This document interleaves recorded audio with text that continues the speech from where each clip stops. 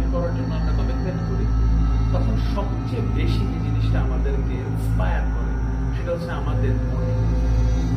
যেহেতু আমি law student, তিনটা জিনিস আমাদেরকে খুব ভালোভাবে স্টাডি করতে হয় একটা মানে ক্রিমিনাল কেসের ক্ষেত্রে। সেই জিনিসটা হচ্ছে মোটিভ, মেনস্ট্রিয়া, অ্যাক্ট্রেসি।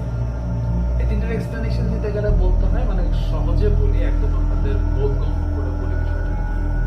যেটা হয় সেটা হচ্ছে অ্যাক্ট্রেসিয়াদের যেটা বোঝানো হয়, যেটা খারাপ কাজের মনোভাবটা সৃষ্টি করতে হয়। তারপর আমি ওই অ্যাকশনটা করলাম কি করলাম না, ওই অ্যাকশনটা যখন আমি করে ফেলবো, ওই কাজটা যখন আমি করে ফেলবো, তখনই সেটাকে একটা কমিটেড ক্রাইম বলে ধরে নেওয়া হয়। তো আমাদের বিষয়টা হয় কি, আমরা মানুষ জাতি ছোটবেলা থেকে আমাদের তিনটা হাত থাকে, ডান হাত, বাম হাত আর একটা অজুহাত। তো সেই অজুহাত হিসাবে আজকে থেকে না, মানুষ জাতির সৃষ্টি হওয়ার পর থেকে শয়তানকে ব্যবহার করে আসছে।